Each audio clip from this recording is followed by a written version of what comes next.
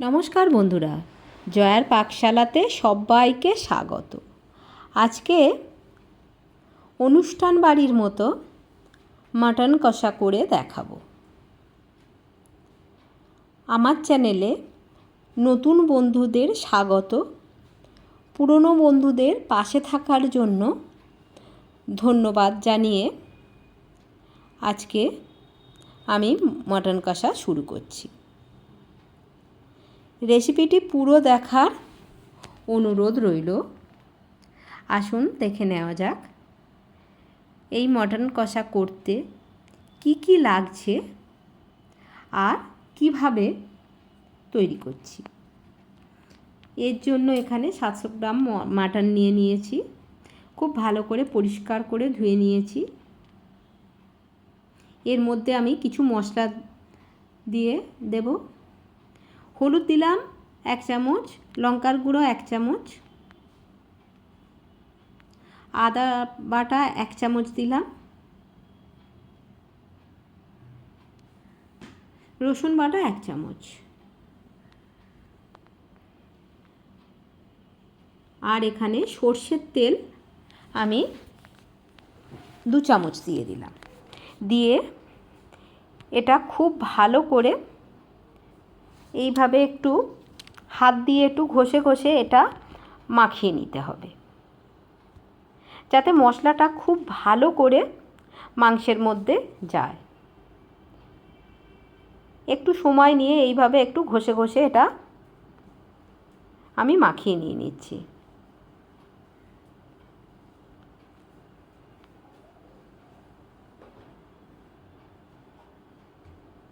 দেখুন প্রত্যেকটা মাংসের গায়ে সুন্দরভাবে মশলাটা লেগেছে। এটা আমি আধ ঘন্টার জন্য রেখে দিলাম।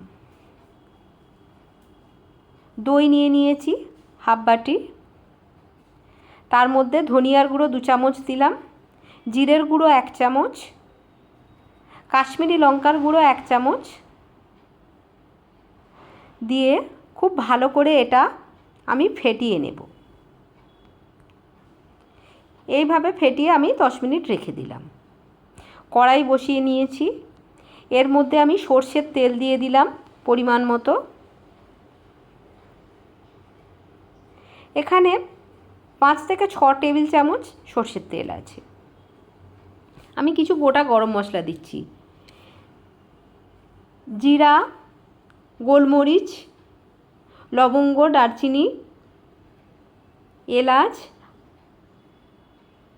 একটা স্টার অ্যানিস হাফটা, আর একটু জয়িত্রী।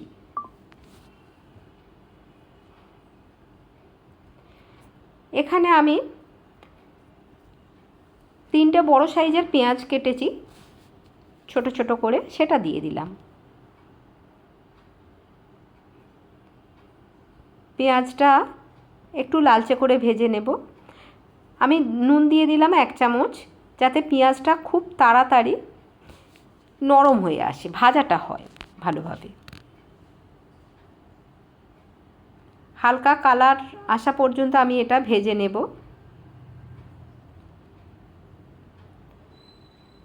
হলুদ দিয়ে দিলাম হাফ চামচ, আমি আগে 1 চামচ দিয়েছিলাম। কাঁচা লঙ্কা বাটা 1 চামচ দিলাম, আপনারা যেমন ঝাল খান সেই অনুপাতে দেবেন। রসুন বাটা 1 চামচ, আর আদা বাটা হাফ চামচ দিলাম।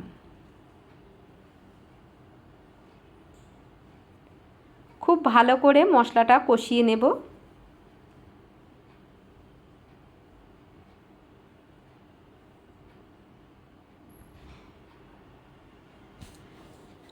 এটা মিডিয়াম ফ্লেমে করছি। কখনো বা মাটনটা মিডিয়াম টু লো ফ্লেমে দেব। এইভাবে যদি মাটন কষাটা করা যায়, অপূর্ব তার টেস্ট হয়।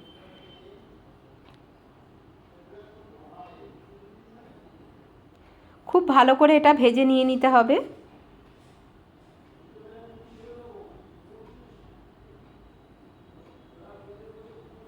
এর মধ্যে দইয়ে যে মশলাটা আমি মাখিয়ে রেখেছিলাম সেই দইটা দিয়ে দিলাম, মশলা মাখানো দইটা।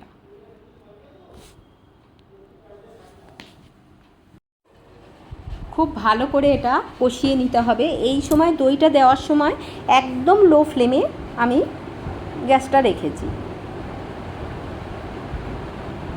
খুব ভালো করে এইভাবে কষিয়ে নিয়ে নিতে হবে যতক্ষণ না এর থেকে তেলটা ছেড়ে আসছে।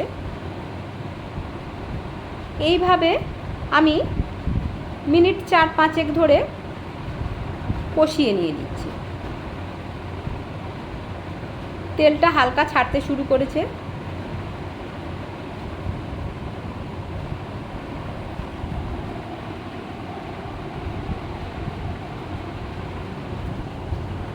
কষানোটা যত সুন্দর হবে এর টেস্ট ততটাই বেটার হবে। খুব সুন্দরভাবে তেলটা ছেড়ে গেছে। আমি এখানে ছোট চামচে 1 চামচ চিনি দিয়ে দিলাম।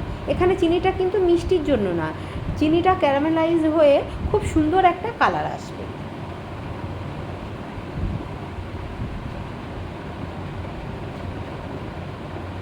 সামান্য একটু জল দিলাম, কুসুম গরম জল।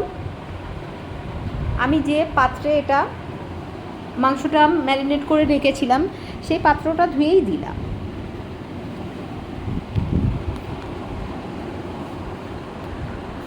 ওপর থেকে সুন্দরভাবে তেলটা ভেসে উঠেছে। আবারও এটা কষিয়ে নিতে হবে। মশলাটা সুন্দরভাবে কষিয়ে নিয়ে তবেই কিন্তু মাটনটা দিতে হবে। খুব সুন্দর করে তেলটা ছেড়ে এসেছে।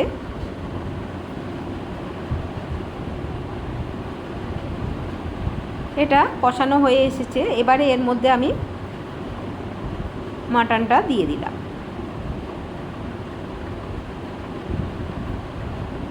সব কিছু খুব ভালো করে কষিয়ে নিতে হবে।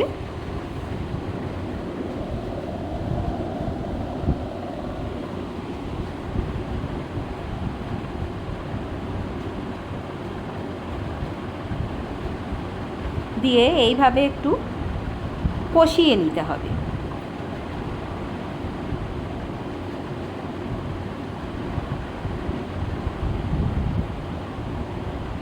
মটনের একটা স্মেল আছে, সেই স্মেলটা চলে যাওয়া পর্যন্ত এটা সুন্দর করে কষিয়ে নিতে হবে। কাঁচা যে একটা গন্ধ থাকে,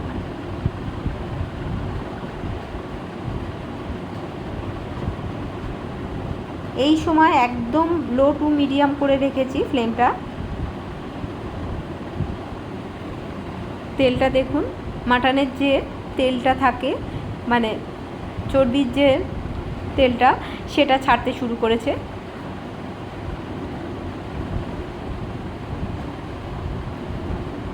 এইভাবে আমি 7-8 মিনিট ধরে আমি কষিয়ে নেব।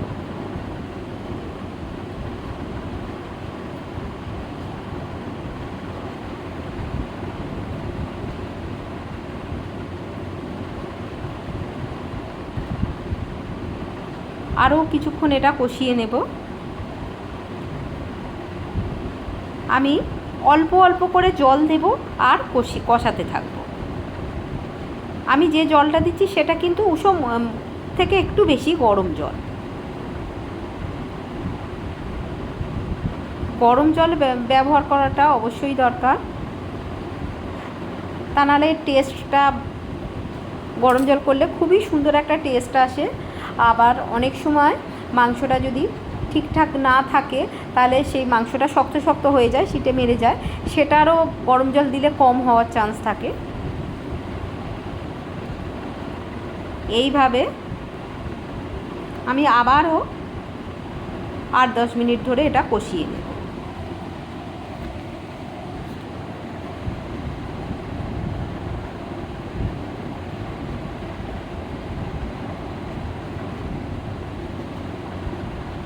একটু সময় নিয়ে শুধু এটা কষিয়ে নিতে হবে ভালো করে।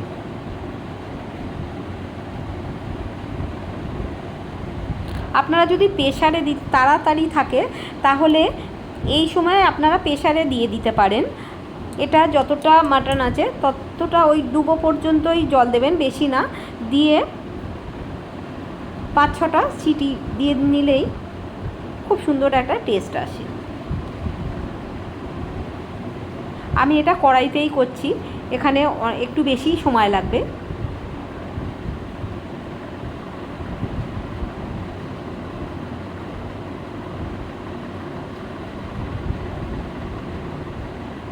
যে জলটা দিয়েছিলাম সেটা টেনে গেছে, আমি আবারও আরেকটু জল দিলাম।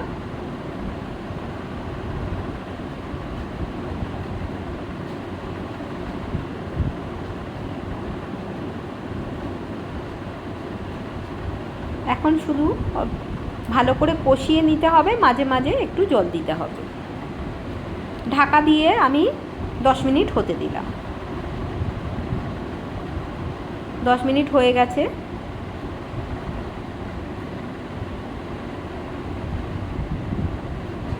আবারও খুব ভালো করে কষিয়ে নিচ্ছি।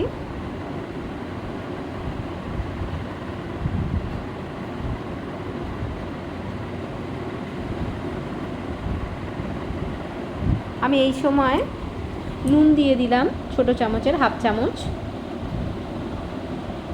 আমি যখন পেঁয়াজটা প্রথমে দিই কষানোর সময় তখন অল্প একটু লবণ দিয়েছিলাম 1 চামচের মতো, এখন হাফ চামচ দিলাম।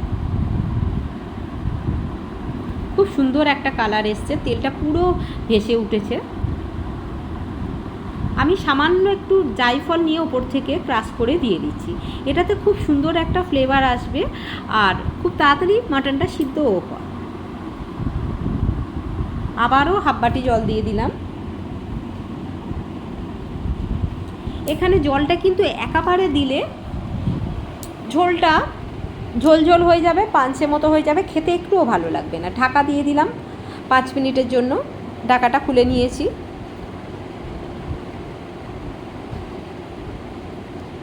আবারও খুব ভালো করে নাড়াচাড়া করে নিচ্ছি। 1 চামচ কস্তুরি মেথি হাতে নিয়ে হালকা ড্রাই রোস্ট করে নিয়েছি, নিয়ে একটু ক্রাশ করে এর মধ্যে দিয়ে দিচ্ছি।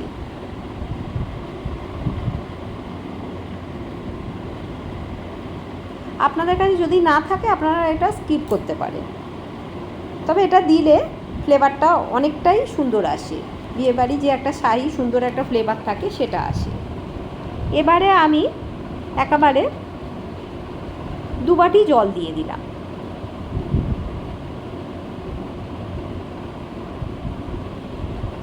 খুব ভালো করে একটু ঘেঁটে দিয়ে দিচ্ছি।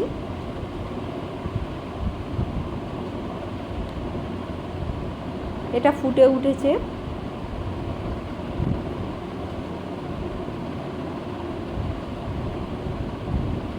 আমি এইভাবে 15 মিনিট ফুটিয়ে নিয়েছি। 2টো চেরা কাঁচা লঙ্কা দিয়েছি আর 1 চামচ ঘি দিয়ে দিলাম। 1 মুঠো ধনিয়া পাতা দিয়ে দিলাম।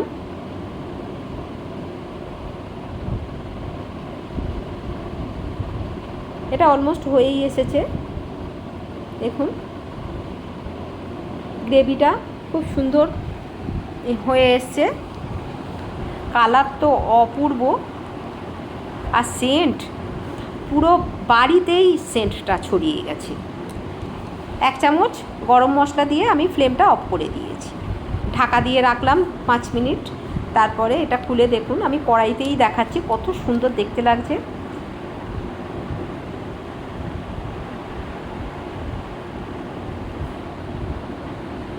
আমি একটা সার্ভিং বলে সার্ভ করে নিয়েছি। রেসিপিটি ভালো লাগলে লাইক, শেয়ার, কমেন্ট এবং সাবস্ক্রাইব করতে ভুলবেন না। পাশে থাকা বেল আইকনটি প্রেস করে দেবেন।